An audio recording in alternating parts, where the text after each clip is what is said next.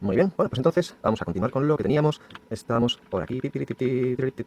Aquí lo habíamos dejado. Muy bien, si os acordáis, estábamos entonces con el experimento de Lutyens, ¿no? Y decíamos que pensaseis cómo tendríamos que mover este agua para que, de alguna manera, en alguna de las jarras nos quedase esta cantidad de agua dentro de la jarra.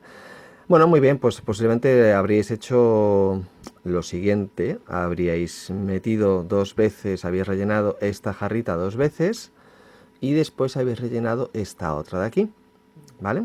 La A, lo que podríamos decir, 2 veces 3 decímetros y una vez 21. Y nos quedarían con estos 100. La tarea consiste en que esto lo tenemos que repetir varias veces con estas cantidades, 163, 14, 25 para obtener 99. La siguiente para obtener 5 decímetros cúbicos.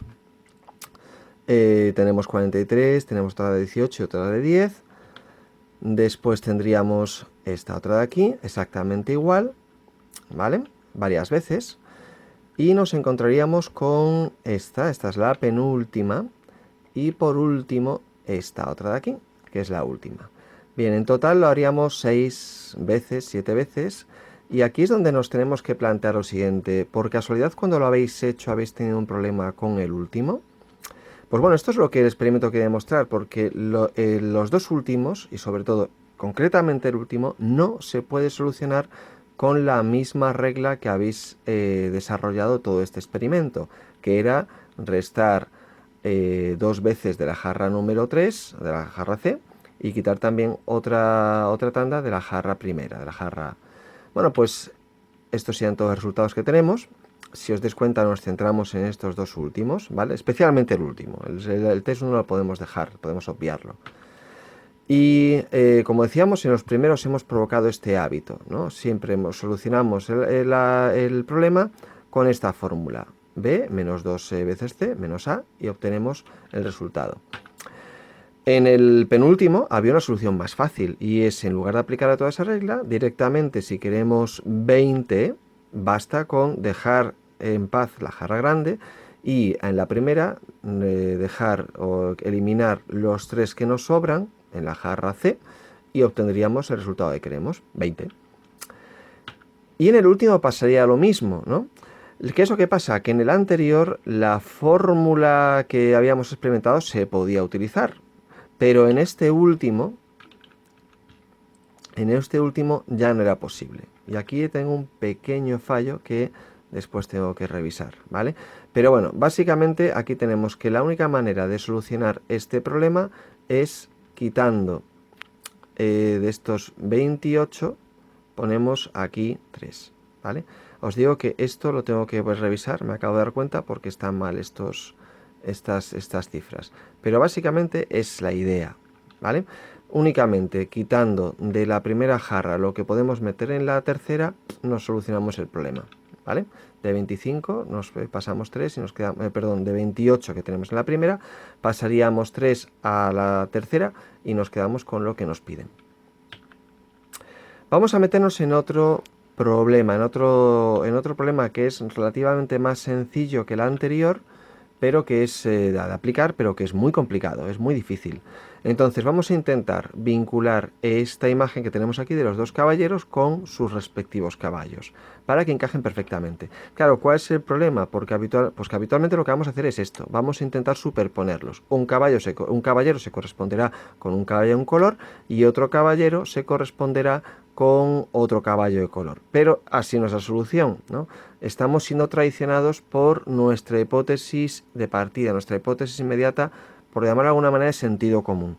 Y la única solución posible a esto, que yo os dejaría también pensar un poquito, y si se lo hacéis a alguien, dejad que piense, sería cambiando, es decir, superponiendo los dos caballeros, no sobre el caballo del mismo color, sino utilizando la cabeza del caballo negro y las patas del caballo marrón. Y al revés, la cabeza del caballo marrón y las patas del caballo negro. Esto es, repito, es muy complicado y no mucha gente consigue solucionar este pequeño acertijo, pero es muy similar al anterior, un poquito más evolucionado, pero con la misma idea. Y bueno, pasaríamos a lo que es propiamente el sesgo de confirmación, las tareas que nos definen este sesgo. Y tenemos aquí al psicólogo que inventó precisamente este término, Peter Wason, que era un psicólogo británico que fue de los primeros, de uno de los fundadores de lo que se conoce como la psicología cognitiva. Entonces, él elaboró varias tareas, vamos a hacer una solo, la tarea 246, para justificar ese sesgo. Y recordamos aquí os tengo puesto en qué consistía, ¿no? Reafirmar aquellas hipótesis de las que partimos sin buscar contrastarlas con otras posibles hipótesis igual de válidas o posibles. Y lo que hacemos es precisamente intentar buscar toda aquella información que confirme nuestra tesis en lugar de falsearla. Bien, pues vamos a plantearnos cómo es la tarea. Esta la tenéis en un vídeo, de YouTube, hay muchos, ¿no? Y si lo veis, pues queda muy claro cómo se desarrolla. Bien, entonces tenemos una serie de números muy sencilla, 2, 4 y 6. Y lo que tenemos que pedir a nuestros colaboradores es que descubran el patrón que hay detrás, la regla que hay detrás de esta serie, dando, antes de plantear su hipótesis, dando otras series de números que mantienen dicho patrón, y nosotros lo vamos a ir confirmando o negando. Entonces, en primer lugar, cogemos a nuestro querido terraplanista y le pedimos pues 3 series que sigan ese patrón.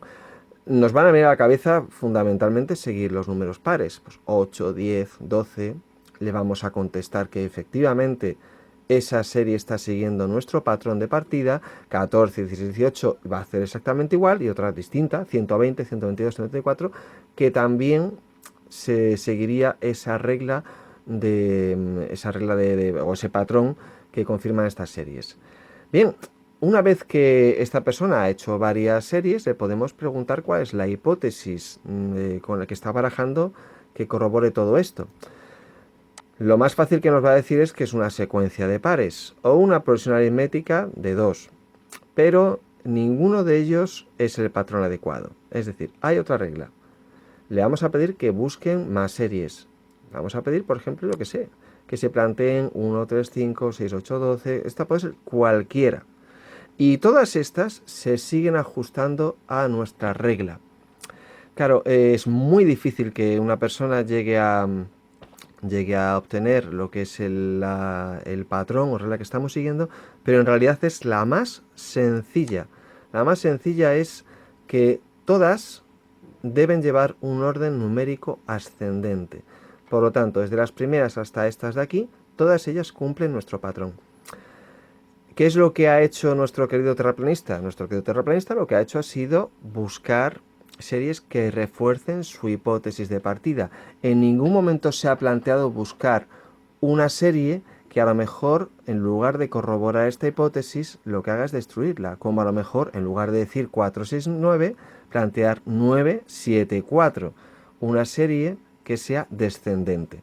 Bien, bueno, pues precisamente esa resistencia de nuestro cerebro a desarrollar esa serie descendente es donde se traduce, donde aparece este sesgo de confirmación. Lo que pretendemos demostrar es la reincidencia de nuestro punto de partida y precisamente intentar no asumir alternativas o hipótesis nuevas.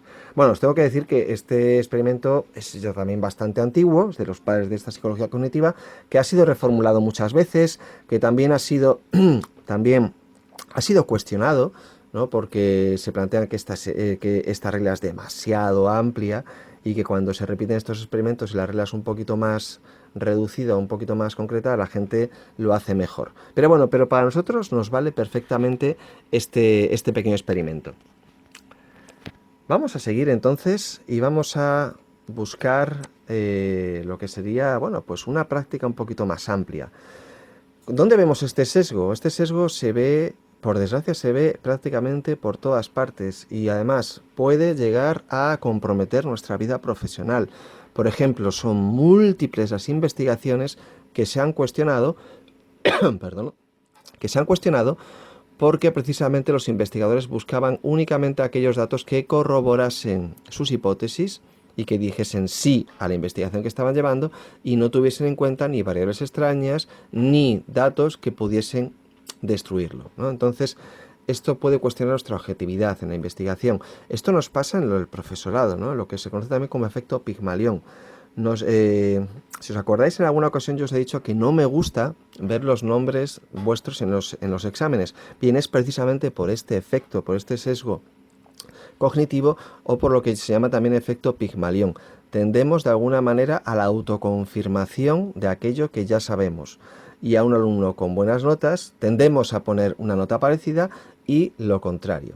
Y eso también afecta al terreno judicial, por ejemplo, ¿no? Un juez en algunas ocasiones o una jueza puede estar de alguna manera inconscientemente coaccionada a aceptar determinadas pruebas y no asumir la importancia de otras, ¿no? Puede haber prejuicios de partida. Esto, por ejemplo, es extremadamente famoso en todos los pleitos hace unos años con cuestiones de género, por ejemplo. Bien, pero quizás, y esto para ir rematando, el plano donde esto aparece con más fuerza es el plano ético y el plano político. Es donde precisamente nuestras creencias están más enraizadas emocionalmente y donde es más difícil cambiar de opinión, ¿no? Sobre esto se hizo un experimento muy interesante, una investigación muy interesante en Estados Unidos ante un tema muy polémico que era la posesión de armas de fuego, ¿no? Y se plantearon dos grupos, gente a favor de las armas y gente en contra de las armas. Se les dio argumentos que intentasen rebatir su teoría, ¿no? Se les dijo que los evaluasen de forma objetiva y de forma bastante sesuda, y lo más curioso es que esta gente, la mayor parte de las veces lo que hizo fue corroborar su hipótesis de partida. Siempre veían peros y problemas a toda aquella información que cuestionaba lo que ellos creían ya previamente. Por eso es extremadamente complicado modificar estos patrones de conducta. Es muy peligroso este sesgo, como estáis viendo. Bien, y bueno, pues vamos a hacer una última pequeña tarea, ¿no? En el que vamos a ver cómo este sesgo de confirmación pues afecta esta vida cotidiana, estas creencias. Y es muy sencillo, ¿no? Nosotros corroboramos este sesgo de confirmación siempre atendiendo a las fuentes de información en las que nutrimos nuestras creencias, ¿no? Aquí, por ejemplo, tenemos otra vez mi querido terraplanista, que él afirma muy convencido que es terraplanista y que él como argumento fundamental se va a ir a Google, nos va a ofrecer un montón de páginas en las que efectivamente parece que existen argumentos por lo menos bastante lógicos, bastante coherentes, que están a favor de esta teoría. Lógicamente no está viendo en absoluto ni un solo argumento que cuestione su teoría de partida. Y si vamos al campo de la política, pues actuamos de forma muy parecida. Yo soy votante de Pepito el de los Palotes, y lógicamente para corroborar mi postura, pues yo voy a seguir fundamentalmente todos los medios de comunicación que sean afines a Pepito de los Palotes. Los demás siempre van a tener un tufo de conspirativo, de no ser de fiar, de que no me puedo fiar yo de esta gente que está votando, que está en contra de mi querido Pepito. Entonces, aquí otra vez es donde vamos a ver nuestro sesgo. Y para esto vamos a proponer una tarea muy sencilla. Aquí os planteo que, bueno, en primer lugar, esto lo tenéis que dejar muy claro a la gente con la que lo hagáis, no tiene que ser mucha gente, que no os interesa en absoluto sus opiniones sus opiniones políticas e ideológicas, pueden tener la que les dé la gana. Para nosotros es completamente irrelevante, nos da exactamente igual que sean de izquierdas o que sean de derechas. De hecho, para este tipo de cosas no tiene importancia y no van a ser ni mejores ni peores por ser de un grupo o de otro. Entonces la primera pregunta que nos hacemos es si están definidos ideológicamente. Y aquí cuanto más ideológicamente definidos estén, mucho mejor para nuestra investigación, está muy claro. Aquí evidentemente cuando hacemos este tipo de encuestas corremos el riesgo es uno de los sesgos típicos en sociología, y es la falta de sinceridad en las respuestas y también su propia forma de verse a ellos mismos. Por lo general, la gente no se ve extremadamente ideologizada y casi siempre nos va a decir que es de centro-derecha, centro-izquierda, o que puede ser muy de izquierdas y derechas en determinados temas, pero nunca se van a ir a los extremos, ¿no? Esto es otro sesgo, como estamos diciendo, de autoconocimiento, nuestra propia concepción de nosotros mismos. Pero a esto le vamos a acompañar estas otras preguntas, ¿no? Estas tres. Y lo tengo que volver a cortar aquí. Oh my God, what a disaster.